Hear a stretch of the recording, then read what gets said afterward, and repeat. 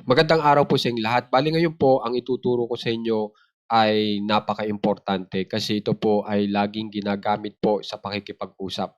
Okay? Lalong-lalo na kapag meron kang itinatanong. Ito po ay laging gamit ng mga Amerikano kaya sana tapusin niyo po itong video na ito para makumpleto yung inyong lesson na kung saan ay makakatulong sa inyo na makapagtanong po ng marami sa English sa madaling pamaraan. Kaya sinabi kong madaling pamaraan po kasi gagamit lang po kayo ng dalawang salita at makakagawa na po agad kayo ng tanong sa English. Okay? So, umpisa na po agad natin. So, ito po. Tatandaan nyo lang kasi ito po ay mga gamit na gamit. Para saan? What for? Bakit hindi? Why not? Anong susunod? What's next? Anong nangyari? What happened? Yan, gamit na gamit po yan. Anong nangyari? What happened? At saka ito, anong balita? What's up? Pag narinig nyo doon sa inyong kausap na Amerikano, what's up? Ibig sabihin, anong balita? Di ba? Tapos ito, anong problema? What's wrong? So yan, lagi din ginagamit ng mga Amerikano yan. Tapos ito, ano yan? What's that?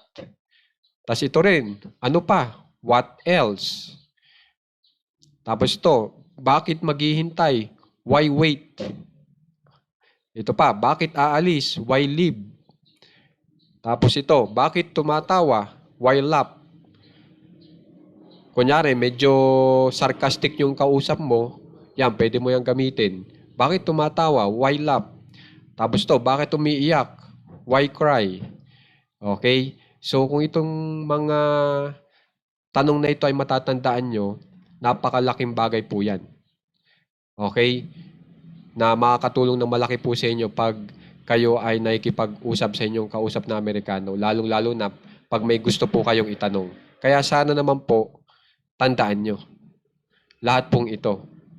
Kasi laging gamit nga po ito ng mga Amerikano. So, ang the best po dito, dalawang salita lang po.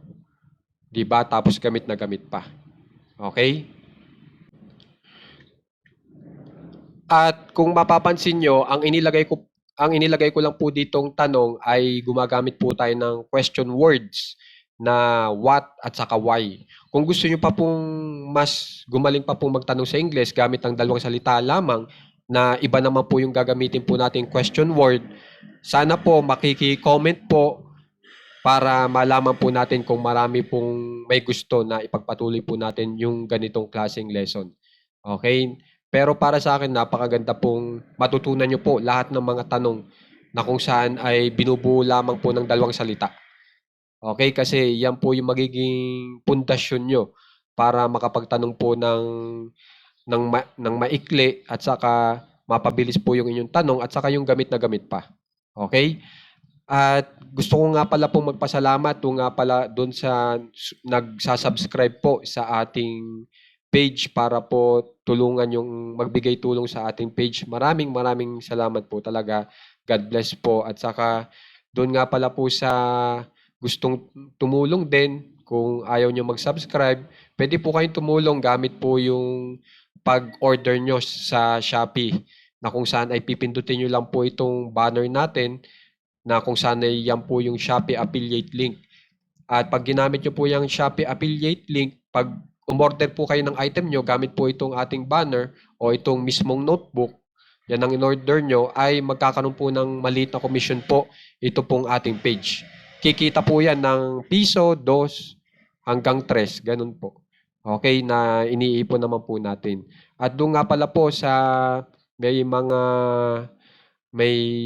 na nasa YouTube, nasa TikTok, meron din po tayong available na page doon. Kung gusto nyo pong mag-follow, sana mag-follow po kayo kasi kokonti pa lang po tayo doon. Okay? So, sana pag-aralan nyo ng maigi po ito ha. Tatandaan nyo lang po yan. Isa puso nyo na. Kasi kitang-kita nyo naman po na yan ay gamit na gamit. Okay? Maikli lang tong ating lesson ngayon, pero talagang epektibo pagdating sa paggawa ng tanong. Okay? So, maraming maraming salamat po.